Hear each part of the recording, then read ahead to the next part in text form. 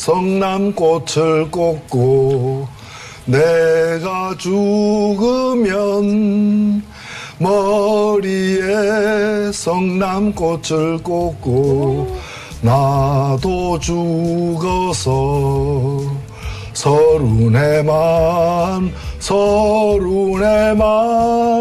더 함께 살아볼 거나. 노회찬 의원이 고등학교 시절 직접 작곡한 노래였습니다. 고인의 명복을 빕니다. 김은지입니다. 방금 들으신 것은 소연가라고 삼국 유사에서 모티브를 땄다고 하는 서정주 시인 수필, 그 모티브를 땄다고 하는 내용이고, 이 가사는 서정주 시인 수필 성남꽃에 이 시가 나온다고 해요. 근데 노회찬 의원이 고등학교 시절에 제가 듣기로는 본인이 피를 받아서 어느 날 직접 작곡했다고 하고, 이 방금 들으신 거는 모 방송 토론회에서 본인이 직접 그걸 부른 겁니다. 예. 방송에서 이걸 부른 거 이때가 유일하고, 악보는 저는 없는 걸로 아는데, 예, 이거 들으시고 누가 악보를 좀 만들어 주셨으면 좋겠네요. 노회찬 의원이 음치라서 음이 잘 들릴지 모르겠습니다. 오늘 뉴스가 많이 있을 텐데, 예, 이건 좀 이따 전하고, 예. 어제 하루 종일 많은 분들이 황망했을 것 같습니다. 예, 김은지 기자는 마찬가지죠. 네, 이런 뉴스 전하게 될 줄 몰랐는데요. 어제 노회찬 원내대표가 세상을 떠났습니다. 유서가 일부 공개됐는데 노 원내대표는 당에 남긴 유서에서 무엇보다 어렵게 여기까지 온 당의 앞길에 누를 끼치게 됐다면서 나는 여기서 멈추지만 당은 당당히 앞으로 나아가길 바란다라고 남겼습니다. 뉴스공장은 노회찬 의원과 좀 각별했습니다. 최근 1년간 유일한 고정 출연 방송이었고, 그래서 다른 뉴스 전하기 전에 정치인 노회찬 말고 자연인 노회찬 제가 기억하는 한 공유하는 걸로 애도를 하고 싶어서 몇 가지 이야기를 하는 시간을 좀 가질까 합니다. 노회찬 의원이 대중에게 처음 선보인 거는 이제 많은 분들이 기억하실 텐데 민주당 비례대표 후보였죠. 그때. 네, 그리고 굉장히 달변으로 토론을 잘했었습니다. 네, 그때 2004년이었어요. KBS 심야 토론으로 기억하는데 이 멘트로 사실은 한 번에 스타덤에 올랐는데 한번 들어보시겠습니다. 50년 동안 쓰던 판을 이제 갈아야 됩니다. 50년 동안 똑같은 판에다 삼겹살 구워 먹으면 고기가 시끄러집니다. 이제 판을 갈 때가 이제 왔습니다. 네. 굉장히 그 다음날 화제가 됐고, 네. 그때까지만 하더라도 운동권의 이미지라는 게 삭발, 그리고 빨간 머리띠, 주먹 흔들고 이런 이미지였거든요. 좀 과격한 이미지들이 있었는데요. 예. 굉장히 친근하고 쉬운 언어로 설명을 했습니다. 이런 화법은 진보 진영에는 그전에는 존재하지 않았어요. 예. 그리고 이런 정치적 비유를 자유자재로 구사하는 분은 지금도 없죠. 그래서 완전히 새로운 유형의 진보 정치인이 등장을 했기 때문에 많은 분들이 환호했죠. 예. 개인적으로는 그 이후로 알고 지낸 지가 10년이 넘었기 때문에, 그리고 이제 정치를 떠나서 자연인으로도 참 좋은 분이었습니다. 가까이 지내기에도. 예. 그래서 많은 분들이 그렇게 했지만 정치인의 죽음이 아니라 어떤 친구가 갑자기 떠난 것 같은 그런 상실감이 많은 분들이 있겠죠. 저도 그렇습니다. 예. 제가 들었던 바에 의하면 이제 언론에 많이 공개된 거 말고 정치 입문은 본인 말로는 고1 때 했다고요. 예. 네, 굉장히 이른 시간에 소위 운동권 학생이었었는데요. 중학교 때 그래서 왜 그랬냐고 했더니 중학교 교과서에 보면 의원 내각제에서는 국회를 해산할 수 있는데 대통령제에서는 할 수 없다. 근데 이제 국회가 해산되는 걸 봤고, 예. 그래서 학교에서 배운 것과 다른 현실, 이게 어린 노회찬에게는 굉장히 충격이었다고 그래요. 예. 아니, 학교에서 이렇게 배웠는데, 현실은 아니네? 예. 그때 유신이죠. 그때 충격으로 자기가 운동권 길에 들어서게 됐다고. 고등학교 시절부터 유신반대 투쟁을 했었다라고 합니다. 좋은 말로, 조숙했고, 건방진 어린아이였죠. 예. 건방진 학생이었고, 그리고 이제 이건 많이 알려졌는데, 집안이 뭐 풍족하지 않았는데, 문화적이고 지적인 분위기라서 첼로 어릴 때부터 배웠다. 네, 그렇죠. 뉴스 공장에서도 첼로 한번 켜달라라는 요청들이 아주 많았었는데요. 결국 보지를 못하게 됐습니다. 그리고 첼로를 해서 그런지 2007년 때, 이거 기억하지 못하시는 분들 계실 텐데, 대선 후보로 나선 적이 있습니다. 네, 2007년 때. 이명박 전 대통령 당선된 그때. 그때 제가 이제, 아니, 대선 후보로 나서서 그러면 어떤 세상을 제시할 거냐 했더니, 이렇게 얘기했어요. 모든 국민이 악기 하나쯤은 여유롭게 할 수 있는 사회가 됐으면 좋겠다. 예. 개인적으로 기억에 남는 말이고요. 이거는 의외일 분이 많을 텐데, 육상부로 단거리 선수였습니다. 이분이. 외모는 그렇지 않지 않습니까? 또 베스트셀러 작가이기도 한데요. 굉장히 네. 재주가 많았습니다. 노회찬 의원이요. 베스트셀러 작가는 이상하지 않은데, 예. 육상부 단거리 선수였다는 건, 학창 시절에, 예. 날쌘 분이었습니다. 100m 기록이 12초 정도 됐다고. 11초 대로 들어와야 되는데, 중학교 시절에 그 기록이었다니까 굉장히 빠른 거죠. 예. 제가 좋아하는 배우 물어본 적 있어요? 좋아하는 배우. 누구였을 것 같습니까? 왠지 배우 수혜 씨가 또. 엘리자베스 테일러. 아, 네. 그렇게 저한테 털어놓은 적이 있고. 좋아하는 영화는 뭐였을 것 같아요? 예. 예, 더 이상 맞추지 벤 않는 허. 게 맞겠습니다. 예. 코바디스. 예. 전쟁과 평화 이런 거 말씀하셨고. 옛날 영화들이죠. 클래식한 취향이었고. 제가 패션 취향 물어본 적 있어요. 패션 취향. 개인적으로. 고등학교 때 가장 예민할 때 뭐 입고 다녔냐고 그랬더니 11인치 나팔바지 입고 다녔다고. 나팔바지 입고 유신에 반대했던 분이었고요. 그 이후로 쭉 운동권이었고 이제 용접도 배우셨죠. 그래서 노동운동. 네, 현장 고동을 했었었는데요. 예. 예. 자격증도 있었다라고 합니다. 감옥에 3년 가셨고. 이 경력 때문에 40살에 돼서야 처음 여고 나왔다고 해요. 예. 제가 이걸 물어본 적이 있습니다. 선글라스 있냐고. 딱 하나 있다고 해서, 딱 하나. 예. 선글라스 평생 딱 하나라고, 예. 저는 개인적으로 이런 게 좀 마음이 아픕니다. 뭐 좀 더 또 부리고, 인생 살아도 되는데, 지나치게 엄격하게 살았다. 예. 그리고 10년 전에 제가 이분을 인터뷰하고 나서 이렇게 총평을 했었어요. 청교도적인 풍자가라고. 예. 빈자리가 크고, 예. 그 빈자리는 메워지지 않을 것 같아요, 이분은. 예. 자, 뉴스 전달해 봅시다. 예. 예, 노회찬 의원 유서 관련해서 아까 말씀을 드렸는데요. 조금 더 자세히 말씀드리겠습니다. 2016년 3월 두 차례에 걸쳐 경공모로부터 모두 4천만 원을 받았다라고 했는데요. 하지만 어떤 청탁도 없었고 대가를 약속한 바도 없었다라고 밝혔습니다.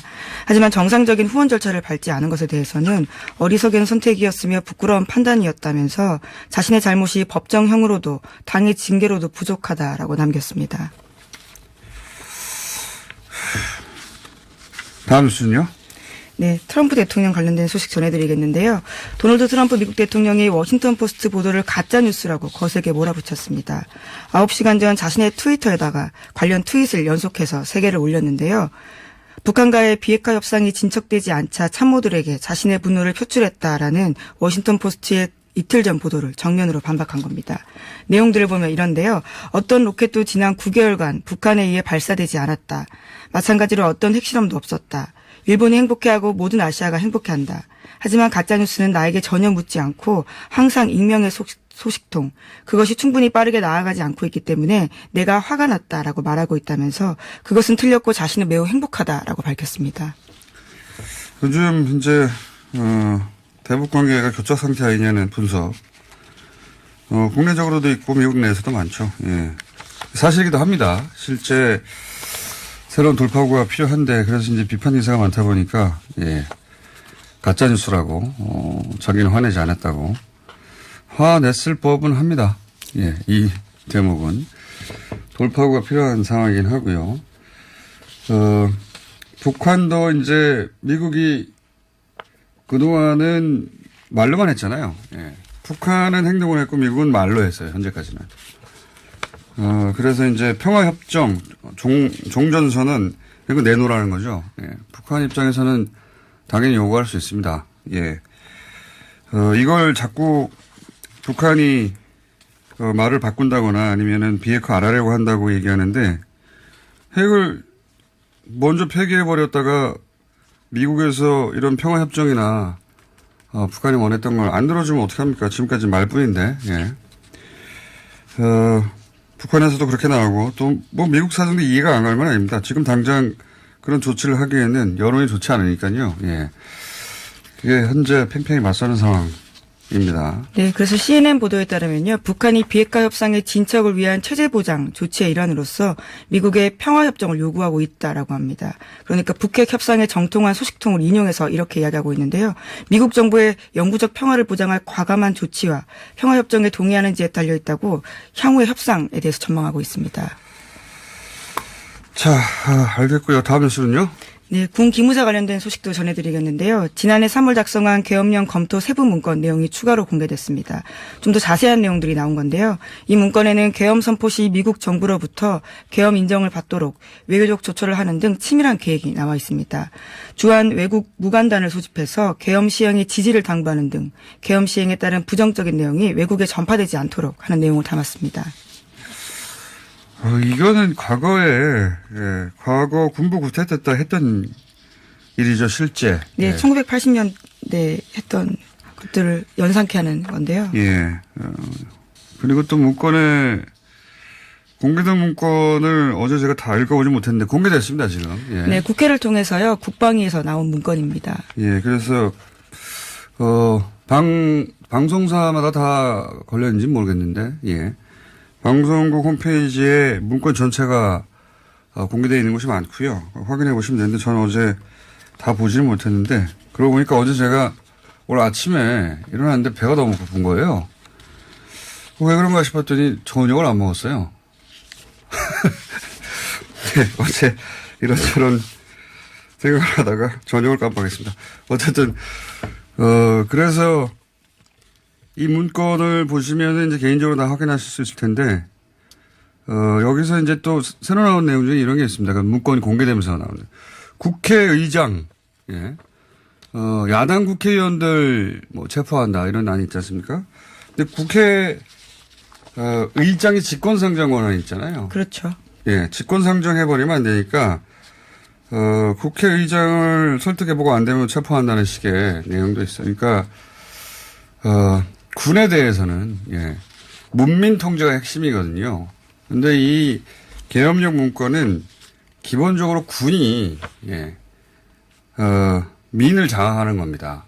그래서 원래 계엄령 하에서도 국회는 정상적으로 돌아가야 되는데 여기서는 기본적으로 국회를 어떻게 무력화시킬 것인가를 계획하고 있어요. 정상적인 계엄 문건이 아닌 거죠. 예, 내용만 보면 정말 계획에 불과했다는 얘기가 얼마나 말도 안 되는지 알 수 있는데요. 저는 정상적인 검찰이라고 하면, 정상적인 법률가라고 하면, 이건 내란죄가 바로 적용돼야 되는 게 맞는 것이, 이석기, 예. 사건 때 보면, 비비총 있지 않습니까? 그때 네, 등장했던 그렇죠. 총이 장난감 총이에요, 비비총. 네, 물론 그것도 대화였습니다. 예. 대화 내용이었는데요. 근데 여기서는 탱크를 실제 동원할 수 있는 사람들이지 그렇죠. 않습니까? 문건으로 나온 겁니다. 그때 새누리당에서 뭐라고 그랬냐면 충격이다. 국가 전복 시도다. 실제 실형도 받았지 않습니까? 비교할 수조차 없는 사안이에요. 예. 그때 말 몇 마디 하고 그때 등장했던 총이라는 게 비비총, 장난감 총이거든요. 그 얘기, 그거하고 비교하자면 여기에 대해서 지금 보수 야당이 변호를 할 게 아니죠. 말도 안 되는 겁니다. 이건 저는 내란죄가 아니라고 볼 요인이 하나도 없다. 네, 심지어 이런 내용도 있는데요. 2016년 7월달 터키의 군부 쿠데타 때 시민저항으로 계엄군의 진입이 실패한 사례를 언급하면서 보완을 강조하고 있는데요. 그러니까 과거의 사례를 들어서 자신들이 어떤 것들을 교훈을 삼아야 하는지도 충분히 이야기하고 있습니다. 보완이 아니고 몰래 하겠다는 거죠. 그렇죠. 예, 몰래. 자, 그리고 나서 또 국회의원 성향을 또 분석했어요. 네, 국회의원 성향 분석했던 것은요. 국회 계엄 해제 표결에 대비한 것으로 의원 체포 방안을 문건에 명시해놨다라고 볼 수 있는 건데요. 국회의원 성향을 진보 160여 명, 보수 130여 명으로 분류해놨습니다. 이 분류는 잘못된 것 같습니다만, 그러니까 진보 보수라기보다는 계엄령에 반대할 사람들을 그렇죠. 그냥 진보라고 분류한 것 같습니다. 당시만 하더라도 더불어민주당 소속 의원이 121명이었고요. 정의당 소속 의원이 6명이었습니다. 그러니까요. 예. 나머지는 탄핵에 찬성하는 사람들을 그냥 진보라고 분류한 것 같고요. 그래서 계엄에 반대할 사람. 이게 진보 보수라는 문장은 사용했지만 어휘는 사용했지만 실제 내용은 탄핵에 찬성하고 계엄에 반대할 사람들 이렇게 조사를 한 것 같습니다. 네. 자, 그러니까 철저하게 한번 계엄을 시행하면 자기들이 군이 자체적으로 판단해서 거둬들일 때까지는 누구도 계엄을 해제하지 못하도록 하려고 했어요. 그 자체가 사실 위헌이죠. 그래서 저는 관련자들은 철저히 엄벌에 처해야 된다고 생각합니다. 다 샅샅이 차단해서. 지금 군 검찰로는 부족하다 싶어서 민군이 합동으로 이제 민군 수사를 합동을 하고 있지 않습니까? 예. 예. 특히 이제 검찰, 군 검찰 말고 이건 뭐라고 불러야 됩니까? 예. 민간 검찰이라고 해야 됩니까? 거기서는 군의 시각에서 바라보지 않고, 민의 시각에서 바라볼 테니까, 엄정한 수사가 이루어질 거라고 보고, 저는 이 이상의 내란죄가 있을 수 있는가 싶습니다. 자, 다음 뉴스는요. 네, 양승태 사법농단 의혹 관련해서요. 말씀 또 드리겠습니다. 맞다. 압력솥 폭탄도 그때 등장했어요. 이석기 사건 때. 그러니까 압력솥으로 폭탄을 만들고 비비총으로 그런 얘기를 주고받은 거 가지고 내란 예비 음모가 유죄가 확정이 됐었는데요. 유죄가 됐죠. 예. 지금 6년째 살고 있습니까? 예. 그거하고 비교하자면 최소 다 무기징역이죠. 이 정도 되면. 라고 저는 생각합니다. 자, 다음 뉴스는요. 네, 양승태 대법원장 시절 법원행정처가 일선 법원으로부터 체포, 구속, 압수수색 등 일선 수사 관련 정보를 직보받았다고요. 오늘 아침 한겨레 신문이 보도했습니다. 여기에는 최순실 등 국정농단 사건도 포함되어 있는데요. 법원이 검찰 수사 진행 상황을 상세히 파악했다라는 겁니다. 그리고요, 여기 또다시 신광열 전 서울중앙지법 형사수석 부장판사, 그러니까 지금은 서울고등법원 부장판사인데요. 이분의 이름이 나옵니다. 신 부장판사가 2016년에 서울중앙지검이 진행하고 있는 주요 사건의 압수수색, 체포영장, 구속영장 내용을 법원 행정처에 보고했다라고 합니다. 그렇군요. 네. 이 사안은 이게 양승태 사법부의 과거에 반헌법적이고, 반헌법적인 거죠. 그 판사의 독립을 해친 것이니까 전체적으로는 사법부의 독립을 해친 것이고, 저희가 따로 자세히 좀 다뤄보겠습니다. 자세히 지금은 조금씩 뉴스가 흘러나와서 전체적으로 이게 무엇을 의미하는지 판사 출신 변호인들 모시고 따로 시간을 한번 마련해 보겠는데, 어제 말씀드린 것 중에 핵심 중에 하나는 지금 드러내놓고 타겟이 되고 있는 임종원 전 차장, 법원행정 차장, 이분 선에서 꼬리자리를 하고 있는 것 같다라고 저희가 어제 전해드렸잖아요. 실제 그런 것 같습니다. 네. 이분이 물론 실무였긴 했는데 지시한 사람이 있었을 거 아닙니까? 더 윗선이 있다라고 하는 건데요. 양승태 전 대법원장과 박병대 전 법원행정처 처장이 꼽히고 있습니다. 그러니까 그런 사람들과 관련된 문건이나 그런 사람들과 관련된 영장들은 다 기각되고 있거든요. 예. 그래서 임종원 전 차장을 주목하실 때 사실은 임종원 전 차장에게 다 몰아주고 꼬리자리를 하고 있는 게 아닌가 하는 의구심을 동시에 가지고 이 사안을 보셔야 될 것 같고요. 큰 틀에서의 그림은 저희가 따로 해설하는 인터뷰를 시간을 갖도록 하겠습니다. 네, 양승태 법원행정처 문건 또 하나 더 있는데요. 오늘 아침 경향신문 보도에 따르면 법원행정처가 전국 법원에서 진행 중인 조선일보 관련 민사사건을 일괄 조사한 문건도 나왔다라고 합니다. 뿐만 아니라 방상훈 조선일보 대표의 사돈인 이인수 전 수원대 총장의 형사사건도 지속적으로 관리했다라고 합니다. 조선일보가 이런 건가요? 이 문건 그 자체만으로는 의도까지는 안 담겨 있으니까. 근데 이제 청와대 관심 사안들을 쭉 관리해서 청와대의 눈에 들고 그래서 얻을 거 얻어내겠다는 게 지금 사법거래, 재판거래 그 골자인데 언론사들이 민감해하는 재판들을 쭉 관리해서 언론사의 협조를 얻어내겠다는 그런 의도일까요? 그런 의도로밖에 안 보이는데요. 지금. 네, 사법부가 했던 생각이라고는 참 믿을 수 없는 놀라운 공작이라고 보이는데요. 그러니까요. 그러니까 조선일보 혹은 조선일보 사주 관련 재판을 관리했다는 거잖아요. 네, 그렇습니다. 특히 콕 집어서 조선일보 관련된 관리들이 꽤 많았다라는 게요. 내부 문건으로 확인되고 있는 상황입니다. 이것도 역시 그 사법부가 언론에 뭔가를 요구하거나 부탁하거나 거래하기 위해서 그래서 따로 관리해서 조선일보나 조선일보 사주가 원하는 방향으로 판결이 이루어지도록 하려고 했던 그런 정황인 걸로 보이는데 의도까지 담겨 있지 않아서 하지만 어쨌든 청와대 관심 재판을 쭉 관리했듯이 조선일보 관심 재판을 관리했다는 거죠 지금. 네, 굉장히 이례적인 상황입니다. 말이 안 되는 거죠. 예. 자, 뉴스는 여기까지 하고요. 그리고 제가 그때 10년 전에 노회찬 의원 길게 인터뷰는 여러 번 했습니다만 가장 길게 했던 인터뷰 때, 진보적 결의와 문화적 소양이 절묘하게 동거하는 남자라고 제가 표현을 했었는데, 사실 이런 분들은 대체할 수가 없습니다. 그래서 더 안타깝고, 그리고 이런 분들이 후원금 걱정 없이 정치할 수 있는 세상이 됐으면 좋겠다는 생각도 어제 하기도 했고요. 예. 앞으로도 아주 오랫동안 그리울 것 같아서, 저희 방송에 나오셨던, 노르가즘에서 했던 몇 가지 멘트 하이라이트로 저희가 잠깐 준비해 봤습니다. 그건 없지만 항상 가장 많은 문자가 오는 코너입니다. 정의당 노회찬 원내대표 나오셨습니다. 안녕하십니까. 안녕하세요. 네. 제가 없는 기간 동안 제 머리가 크다고. 그렇게 얘기한 바는 없고. 아닙니까? 용모가 많이 개선됐다고. 용모가 많이 개선됐다. 근데 그 얘기를 스스로 얘기하는 건 그 자격지심이라고 얘기하죠. 제 용모는 20대에는 정말 출중했습니다. 개선된 게 아닙니다, 이게. 그건 제3자가 이렇게 볼 때는, 객관적으로 볼 때는 많이 좋아졌어요. 인간의 가능성을 이렇게 확인해가는 과정이었죠.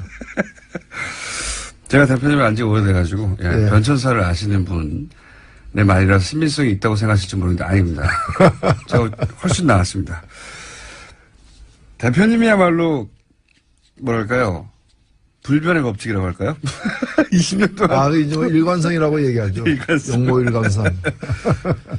자. 그러니까 과거의 그런 관례들, 권위를 앞세운 그 관례들이 완전히 지금 해체되고 있기 때문에 저는 국회의원들이 떨고 있다고 봐요. 저 사람이 또 오지 않을까, 뭐 이런 거. 또 오지 않을까. 저분이 또 오지 않을까. 자꾸 와가지고 우리 입지를 줄이지 않을까. 예, 그렇죠. 어제도 뭐 끝나고 나가면서 보통 보면은 도도하게. 예. 곁눈질 하지 않고 앞만 보면서 양쪽에 자기 쪽 당, 여당 의원들 악수만 하고 가는데 앞에서부터 이제 야당 의원들하고 악수도 하고 뒤에 가서는 또 그날 이렇게 오지 않았던 차담에 불참했던 그 자유한국당 대표까지 찾아가서 악수하고 이렇게 굉장히 공세적 스킨십이죠. 곤란합니다. 이럴 경우에 야당 입장에서는. 그렇죠. 예, 대립각을 세우고 우리를 무시했다고 하고 화를 내야 되는데 자꾸 대통령이 와서 악수하자 그러고 인사를 하고 가니까. 거의 뭐 F킬러를 발견한 모기들 같은 그런 상황이죠. F킬러를 발견한 모기. 그게 이제 어제 이제 인터넷에서 야당 의원들이 앉아 있었다고. 네. 뭐, 성토하는 글들도 있던데, 사실은 과거 민주당이 야당 시절에도 입장할 때는 서 있었지만, 퇴장할 때는 앉아 있었거든요. 예. 저희들도 어떤 의원이 묻더라고 저한테 어떻게 해야 되느냐 그래서, 아니, 우리가 작년에 박근혜 대통령 들어올 때도 우리 일어서지 않았나. 물론 그렇죠. 박수는 안 쳤지만은. 그래서 일어서는 것 자체는 타종 손님에 대한 예의다.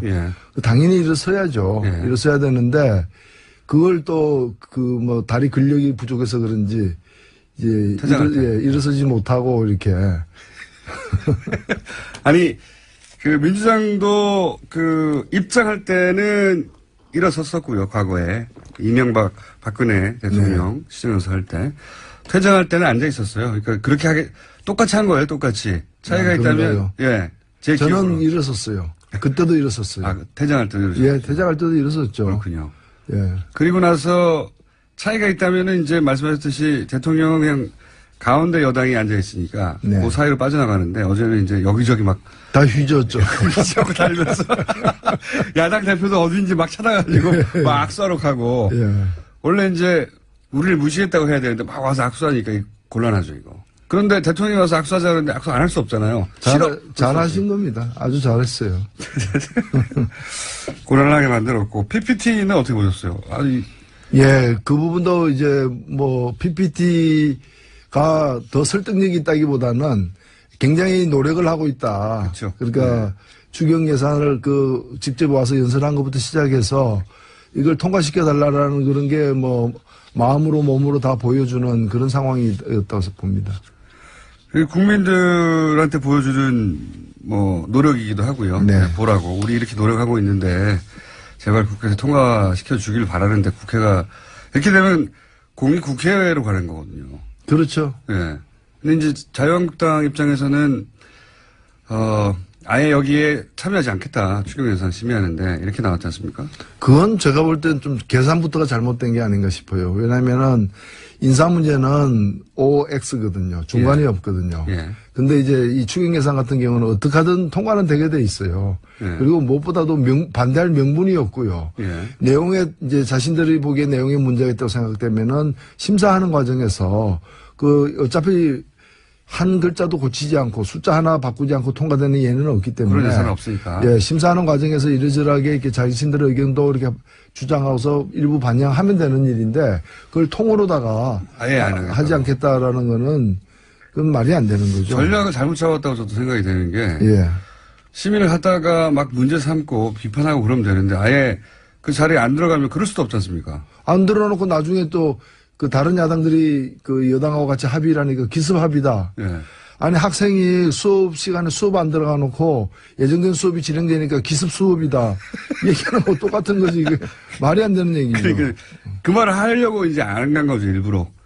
기습 합의했다고. 나 좀 화났다 이제 이 얘기인데 결국 화를 입는 거는 본인들일 것이다. 저는 그렇게 봅니다. 대표님만 나오면 코너 제목이 문자로 쇄도해요. 오늘 새로운 나온 것 중에 이런 게 있네요. 노르가즘이라고. 예. 아침에 듣기에는 좀 그러하네요. 네, 노르가즘. 괜찮습니다. 노래찬의 노르가즘. 야합니다만은. 그래서 자유한국당 입장에서는 거기 같이 참여하는 것 자체가 인정해주는 꼴이 되니까 존재감을 드러낼 방법을 더 강한 방법을 계속 찾고 있는데. 아니요, 그러려면은요, 방법이 두 가지가 있습니다. 그러니까, 참여하는 것, 추경 예산 심의에 참여하는 것 자체가 상대를 인정하거나 추경 예산을 인정하는 꼴이 되어서 불참했다면은, 그러면 국회의원으로서 왜 그 자리에 앉아 있어요? 국회의원 사퇴해야죠. 그리고 더 확실한 게, 정당을 갖다가 다른 당을 당으로 인정하지 않는 거니까 정당을 해산해야죠. 네. 그거는 왜 안 하는지 저는 그 의문이에요. 원래 전략은 본인들이 안 가놓고 자기들이 없는데 합의했다고 비난하면서 피해자가 되고 그러면서 국정을 독단으로 운영한다고 하는 비난을 하려고 하는 그런 프레임이죠. 근데 뭐. 잘 안 먹히고 있어요, 근데. 안 먹히지만 목적은 달성할 가능성이 있어요. 목적이 이제 자기가 피해자가 되는 거니까. 확실한 피해자로. 피해자 코스프레만 해야 되는데 진짜 피해자가 될 것이다. 그렇죠. 예. 그 이제 정확하게 얘기하면 스스로가 피해를 입혔기 때문에 자해자라 그러는 거죠.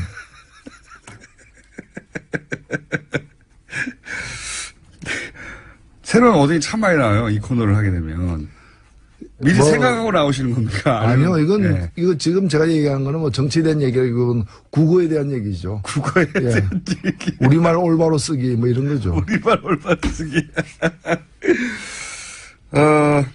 이제 이 추경을 그렇게 하는 이유 중에 하나는, 인사청문회하고 연계해가지고, 그러니까 최소한 본인들이 문제 삼은 한 사람, 여기서는 아마도 가장 약한 골이라고 생각하는 강경화 후보 정도는 대통령이 포기한다고 말을 해야 우리가 들어갈 수 있다.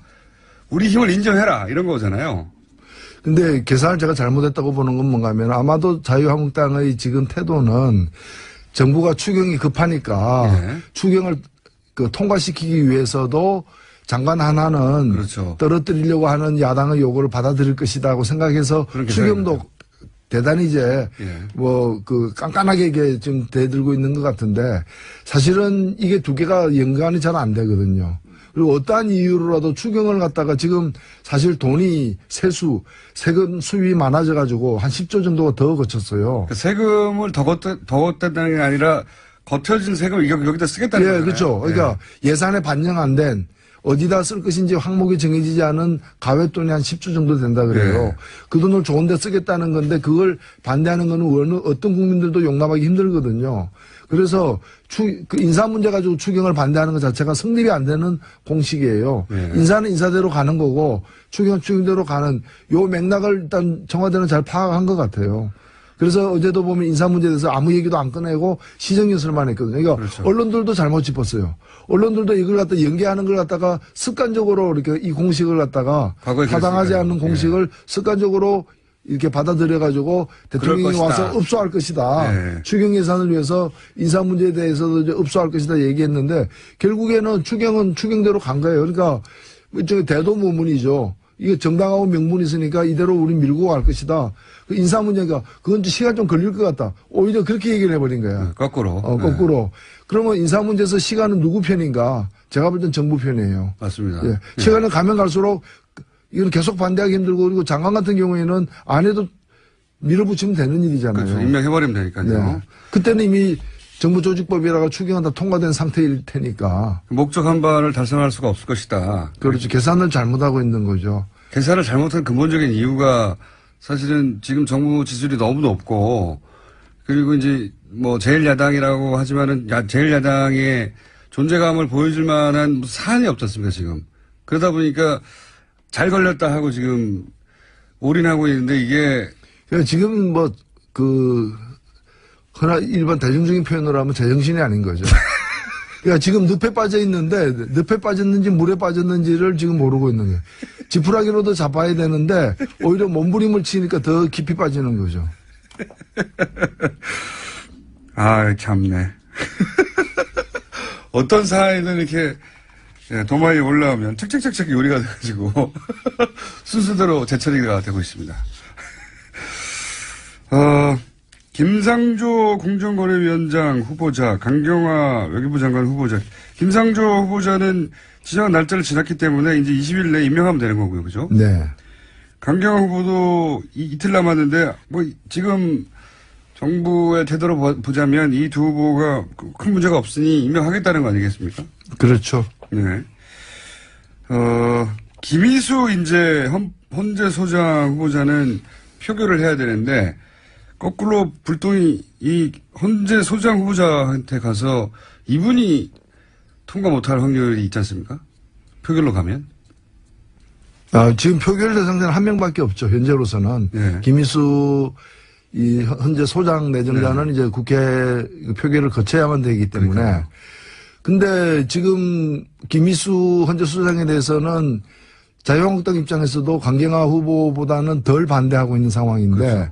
강경화 후보에 대한 자신들의 어떤 낙마 요구가 낙마시키는 요구가 안 들어진다고 해서 이걸 갖다가 또 김희수 현재 소장을 갖다가 부결시키는 것은 그건 자기들이 앞뒤에 좀 안 맞는 거죠. 그렇긴 한데 예. 지금으로 봐서는 국민의당도 그렇고 국민의당은 언론 보도에 따르면 현재 강경화를 떨어뜨리지 않으면 김희수를 떨어뜨리겠다. 이런 식인데. 근데 그 논리가 국민들 눈에는 그런 애가 자기 부모한테 청바지 안 사주면 나 자해하겠다. 청바지 안 사준 데 대한 불만이 있을지. 청바지 안 사주면 벗고 다니겠다. 이런 정도죠. 예? 그냥 칼로다가 이렇게 배를 찌른다거나 지금 이러고는 위협을 하고 있는 상황인 거죠. 김인수 헌재 소장 어쨌든 표결까지 가야 되는데 그러면 김인수 헌재 소장도 표결에서는 통과될 거라고 보십니까? 일단은 국회가 21일까지 예. 오늘부터 13일부터 21일까지 휴회 결정을 어저께 내렸어요. 예. 그래서 21일까지는 국회 본회의가 안 열리고 22일 날 아마 열리게 될 이것도 이제 합의가 돼야 되겠지만 예. 빠르면 22일 날 열리게 되고 늦어도 26일 날 본회의가 또 예정돼 있어요. 예. 두 날 중에 하루에 김수 재판관 이제 이 동의안이 예. 상정이 돼야 되고 상정이 안 되면은 이제 그 계속 연기되거나 예. 장기적으로 이제 장기전에 들어가는 거죠. 예, 예. 과거에도 그런 일이 있었으니까요. 그렇죠. 아니면은 의장이 집권 상정을 하거나 예. 그런 어떤 새로운 국면에 이제 봉착하는 건데 시간이 갈수록 김희수 헌재 소장을 갖다가 인준투표를 갖다 하려는 또는 무산시키려는 자유한국당의 전술은 굉장히 궁지에 몰릴 수밖에 없어요. 왜냐하면 다른 정당들도 그게 동의해주기 힘들거든요. 그렇기 때문에 그 카드는 저는 성사되지는 않을 거예요. 그러니까 김희수 그 헌재 소장을 갖다가 다른 이유로 여러 다른 이유를 들어서 낙마시키는 것은 불가능하다. 대단히 어렵다고 보신다. 네. 그래서 지금 자유한국당 내지는 국민당까지 이 구사하고 있는 전략이 성공하기 어렵다. 인사를 가지고. 그렇죠. 예. 그렇게 보시는 거고. 실제로 강경화 후보 물론 여론 그리고 이제 그 자유한국당이 그쯤 가면은 6월 말 7월 초 되면은 이제 홍준표 대 X의 그 싸움. 예.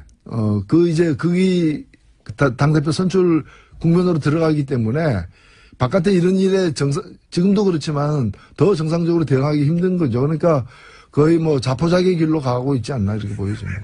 자포자기 길로 가고 있지 않나. 절차적으로 보자면 강경화 후보나 김상조 후보 같은 경우에는 채택이 안 되면 이제 대통령이 채택해달라고 날을 하나 지정해서 다시 지정하잖아요. 그죠? 네. 그리고 나서 그것까지 안 되면 20일 이내에 할 수 있는 거죠. 임명은 그냥. 네. 예. 근데 그런 절차를 따져보면 6월 말에 한미 정상회담까지는 외교부 장관이 아니라 후보 자격으로 가야 되는 겁니까? 어떻게 되는 겁니까? 이럴 경우에? 예, 그때까지는 이제 윤명세 장관이 예. 외교부 장관이기 때문에 그 직을 갖다가 특별하지 사임해가지고 예. 뭐 차관이 되지하지 않는 한 그 구정권의 그 마지막 장관 이명수 장관과 함께 계속 가게 되는 거죠. 한미 정상회담은 그럴 경우에는 예. 그리고 뭐 아니라, 이왕이면은 새 정권의 그 첫 미국 순방이기 때문에 새 외교 수장이 함께 가는 게 훨씬 바람직하지만 그렇죠. 뭐 그것 때문에 일부러 사람을 바꾸거나 할 문제는 아니고 그것도 불가능하죠. 이제 뭐 다른 사람으로 할 이유도 없지만 다른 사람 하더라도 그 날짜는 못 맞추는 것이기 어차피 때문에 못 맞추니까. 못 맞추기 때문에 그거는 그대로 이제 그 좀 진행을 해야 되지 않나 싶습니다. 그러니까 강경화 후보자가 지금으로서는 첫 번째 한미 정상회담에 외교부 장관으로 동석하기는 어렵게 됐다. 절차. 아니요. 그건 더 봐야 돼. 아직은 날짜가 있으니까요. 네. 하지만 여기서 야당이라 하면 자유한국당이나 국민의당, 정의당은 이제 강경화 후보에 대해서는 인준해야 된다는 입장으로 알고 있는데 나머지 두 당이 극적인 어떤 합의를 해줄 가능성이 있을까요? 근데 어차피 지금으로서는 이 장관 국무위원은 국회의 동의가 이제 그 필수 요건은 아니지 않습니까? 그렇지만 이제 시간이 있지 않습니까? 시간. 예를 들어서 채택이 불발되고 그리고 나서 다시 날을 지정하고 그리고 20일이 지나고 뭐 이런 물리적 시간이 필요하지 않습니까?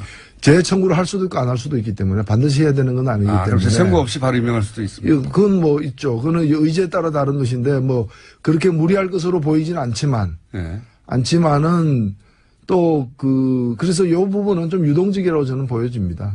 보여지는 거. 그리고 지금 왜 그 일부 야당들이 전술을 잘못 짜고 있냐면은 지금 미뤄졌던 국무위원들의 속속 이렇게 1진, 2진, 3진 이래가지고 계속해서 발표가 되고 있지 않습니까? 네네. 이게 많이 발표되면은 앞에 3명만 했기 때문에 네. 이게 그 중에 문제가 됐던 거거든요. 근데 제가 3명 중에서 제가 볼 때 김상조 후보 같은 경우는 역대 다른 정권 하에서의 후보까지 다 포함해서 보면은 네. 역대 국무위원급 후보, 인사청문회 후보 치고는 A급에 속해요. 특 A급이죠. 뭐 그냥 A급 예. 결점이 없는 건 아니니까. 근데 이 정도면 A급이고 이 두 분 같은 경우에도 B 내지 B 플러스급이에요. 예, 예. 근데 이제 3명이다 보니까 제일 그 순서로 보면 제일 못한 게 B 플러스니까 이거 B 플러스 끌어내리자라는 건데 앞으로 좀 더 가게 되면은 이게 이제 범위가 넓어지면은 이 문제가 이게 희석될 수도 있다고 저는 보여집니다. 그래서 첫 번째 외교회담에서 새로운 외교부 장관과 갈 가능성도 있긴 있다. 그러니까 지금 자유한국당 등이 저 입장을 철회하지 않으면은 결국에 그 한일 간의 그 위안부 합의 잘 됐다고 생각하는 그 옛 장관을 예. 새 정권 새 대통령이 미국 대통령을 만나러 가는데 동행하게 만드는 꼴이 된다는 거죠. 그렇죠. 예. 참 잘하고 있는 거죠. 참 잘하고 있다 이거죠. 예. 실제 그 대표님의 분석이 맞는 것이 강경화 후보자와 관련해서 처음으로 언론에서 이제 의혹 보도들이 있었을 땐 뭐 여론조사 기간마다 조사 기법이 조금씩 다르긴 하겠지만 부정적인 기류가 좀 더 높았다가 후보 임명 후보에 대해서 최근 발표된 두 건은 점점 시간이 지날수록 임명해야 된다는 여론이 더 높아지고 있어요. 그렇죠. 여론이 야당이 생각하는 대로 흐르지 않고 반대로 흐르고 있습니다. 이 전략이 잘못됐다는 거죠. 잘못됐고 그러니까 지금 이게 국회가 민의의 전당이라고 하는데 그렇잖아요. 국회는 민의의 전당이라고 그러죠. 어떤 국회의원도 국회의원의 전당이라고 얘기 안 해요. 그 민의의 전당에서는 민의가 이겨야죠. 민의가 반영돼야 되는 거고 당들끼리 의견이 다르면은 민의를 쫓아가면 되는 거라고 저는 생각합니다. 이제 추가로 발표된 국무위원들 보면 그 중에서 이분은 논란이 좀 되겠다 이런 후보가 있습니까? 글쎄요, 아마 논란이 된다기보다는 좀 새로운 우리가 상황을 목격하는 일이 아마 있지 않을까. 어떤 법무부 장관으로 내정된 안경환 후보 같은 경우에는 일단은 음주운전으로 걸린 사실이 없거든요. 근데 본인이 이제 음주운전 한 일이 있다라고 이렇게 공개적으로 밝힌 바가 있거든요. 걸린 적은 없는데. 예. 근데 아마 본인의 성격상 법적으로 문제가 안 됨에도 불구하고 그런 일이 있고 반성하고 있다 이런 얘기를 또 먼저 하고 그래서 자리를 숙연하게 만들지 않을까. 지적받지 않았는데 자백하는. 그러면 이제 정무위원 중에도 사실은 나도 안 걸렸지만은 그런 일이 있다라고 얘기해야 되는데 그런 얘기 안 할 거 아니에요. 안 하겠죠. 대조적으로 이제 보여지겠죠. 실제 음주운전을 걸렸던 적이 있는 노동부 장관 후보. 그 경우에는 어떻게 진행이 될까요? 글쎄요, 지금, 이제는 그거 하나가 이제 미리 나온 부분인데, 다른 사안들이 어떻게 검열이 될지는 더 좀 두고 봐야 되기 때문에, 그런 걸 좀 종합적으로 봐야 될 것 같아요. 다른 후보 중에 눈에 띄는 분 없습니까, 혹시? 이 후보는 아주 좋다거나 아니면, 이 후보는 이제 청문회에서 공격을 받겠다거나, 보시기에. 글쎄요. 오랜 구력으로 가능하게. 아마도 이제 일부 야당들이 표적으로 삼는 직책들이 있어요. 예를 들면은 이제 노동부 장관이라거나. 그렇죠. 또는 법무부 장관이라거나. 공정거래위원장이 그랬듯이. 그런데 이제 노동부 장관은 어떤 정치 성향상으로는 양쪽을 다 망라하는 그런 부분이에요. 좀 중립적이라고, 중도적이라고나 할까. 그래서 노선상에서는 큰 문제는 안 될 거고, 아마 다른 분이었으면 노선이 집중적으로 문제가 됐을 거예요. 노조 출신이었다든가. 그 다음에 이제 법무부 장관은 이제 지금 검찰 개혁 중이기 때문에 그와 관련해가지고 이제 시퍼런 칼을 들고 누가 또 오지 않나 이렇게 곤두섰기 때문에. 법무부 장관이 나를 치지 않을까 싶어. 그래서 지금 이제 안경환 후보자 같은 경우는 굉장히 이제 온화한 성품으로 저는 기억하고 있는데, 그럼에도 불구하고 이제 비고시 출신이죠. 마치 강경화 후보가 외무고시 출신이듯이 이런 데 대한 어떤 좀 이제 기득권층의 어떤 본능적 거부감, 기득권 수호계층에 이제 이런 부분들이 좀 발현될 가능성도 있지 않나 싶습니다. 근데 이제 이 국회의원 출신들의 인사청문회는 청문회 때 시비를 걸더라도 결국은 다 통과되잖아요. 이때까지. 불패 법칙이라고 하는데 모든 법칙은 깨지를 전까지의 법칙이니까 두고는 봐야죠. 그런데 지금 지명된 분들 자체가 워낙에 평소에 원만한 것으로 이렇게 좀 정평이 있던 분들이기 때문에 무리가 빚어질 가능성은 적다고 봅니다. 도종환 후보에 대해서 논란인 건 어떻게 보십니까? 유서 역사라는 이. 예, 그 부분은 아마 후보가 예. 아무래도 그걸 다루고 있는 그 부서의 어떤 수장으로 지금 내정됐기 때문에 그 부분에 관해서는 좀 명확하게 본인의 입장을 좀 밝힐 필요가 있다고 봅니다. 자, 마지막 질문이에요. 정의당도 차기 당대표. 예. 예, 뭐 모든 정당이 그렇습니다만 이제 곧 바른정당도 들어가고 정의당이 차기 당대표 선거 들어가는데 나가십니까 혹시? 저는 뭐 제가 본 대표 맡은 게 그거 안 나간다는 선언이었던 거죠. 그렇습니까? 이제 정의당도 좀 새로운 인재들을 적극적으로 키워내는 저희들의 어떤 그런 의지는 과거도 쭉 있었습니다만 심상정, 노회찬 이외의 인물이 이제 등장하는 거잖아요, 드디어. 사실 저희들 인물 많습니다. 많은데 제가 부탁드리고 싶은 게 당에서 저 같은 사람이 그런 인물들을 키워내는 것도 중요하지만 더 중요한 건 뭔가 하면은 유권자들이 총선에서 선택을 해줘야 돼요. 네. 사실 그런 게 없이 그냥 당에서는 키우려고 그러는데 선거 나가서는 떨어지면은 이게 크다 마는 게 되는 거거든요. 지금까지는 그래서 솔직히 정의당에서 심상정, 노회찬 외에 지역구 나가서 당선될 만한 인물이 그렇게 많지 않았지 않습니까? 당선될 만했는데 안 된 거죠. 뭐 그래서 좀 키워주십사 말씀드리고 또 네. 저희가 지금 여론조사상으로는 저희 앞에 당이 야당 중에는 하나밖에 없어요. 자유한국당. 그래서 근데 자유한국당과 같은 시기에 저희가 당대표 선거를 하거든요. 인물들이 지금 그러면 의원들 중에 나오나요? 아니면 의원도 있고 전직 의원도 있고 또 의원 아닌 사람도 나올 수 있고 누구 나오는지는 모르겠어요. 그거는 개봉박두입니다. 제가 다음 주면은 말씀드리겠습니다. 다음 주에. 예. 재밌을 것 같습니다. 예. 어쨌든 여기에 이제 두 분, 상징하는 두 분은 안 나오시는 거죠? 야당 중에 야만적이지 않은 야당.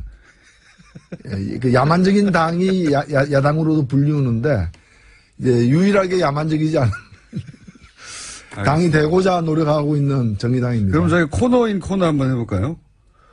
대표님이 저랑 같이 진행을 하면서 예.